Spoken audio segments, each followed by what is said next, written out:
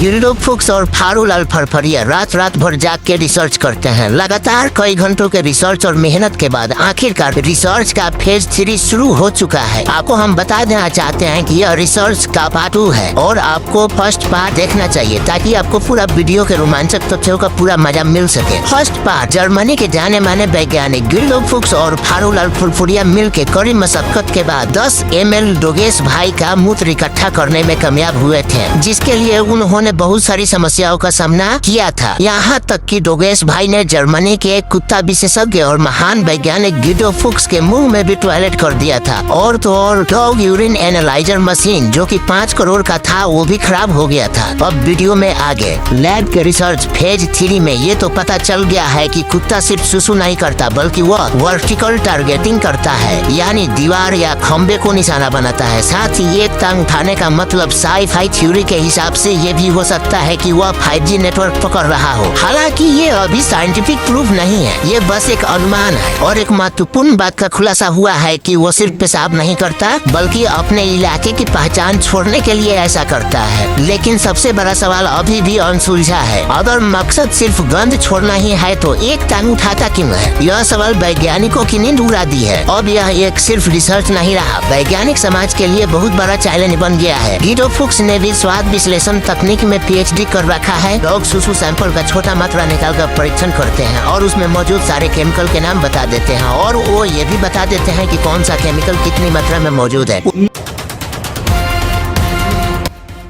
Finally दोस्तों हम लोग रिसर्च कर करके थक गए और जो हम लोगों ने इतनी मेहनत से सैंपल इकट्ठा किया था वो भी अब थोड़ा सा बच गया है। अब हमारे पास एक लास्ट ऑप्शन है। जो हमारे ये साथी साइंटिस्ट हैं, ये साइंटिस्ट में भी चाटने में PhD किए हुए हैं। मेरा मतलब ये किसी भी केमिकल को चाट के बता सकते हैं कि उसके अंदर क्या क्या कॉम्बिनेशन मौजूद है। और इनका नाम है गांडो फुक्स।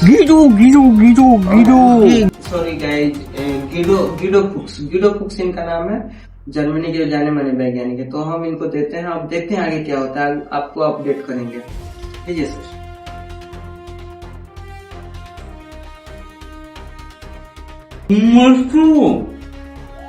H2O 99.92%. NaCl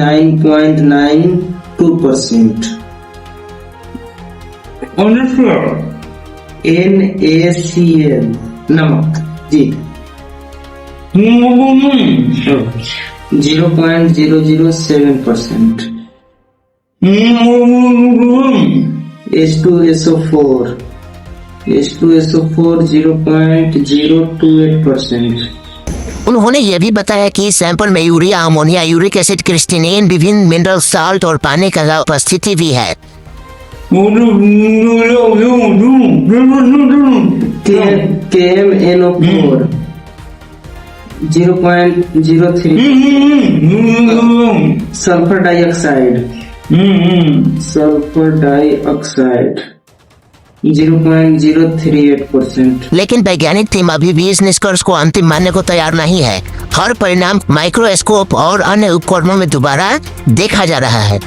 कमरे के अंदर पूरी टीम रात भर जाकर डेटा मिलान कर रही है। फाइलें खुल चुकी है, पुराने रिसर्च रिपोर्ट सामने रखी गई है, हर नोट को दोबारा पढ़ा जा रहा है, हर सैंपल की तुलना पिछले सैंपल से की जा रही है। वैज्ञानिक इस मुद्दे पर भी सोच रहे हैं कि हवा में पैर होना अपने आप में न्यूटन के थर्ड लॉ के खिलाफ है। हालांकि इसके पीछे एक कारण ये भी हो सकता है कि कुत्ते को अभी तक किसी ने न्यूटन और ग्रेविटी लॉ के बारे में नहीं पढ़ाया होगा, ये भी एक कारण हो सकता है। और तो और इसमें बहुत सारे वायरस के संकेत भी मिले हैं। हम आपको सारे वायरस बारी बारी से गिनवाते हैं। फर्स्ट वायरस लोरेना भुजियम virus, second virus flu virus, third virus हमने गरीबी देखी है वायरस, फोर्थ वायरस गद्दारी करबे तोरी बहन के, फिफ्थ वायरस देखिए मार हो जाएगा वायरस, सिक्स्थ वायरस मजाक मत करिए सीरियसली में बोलिए वायरस,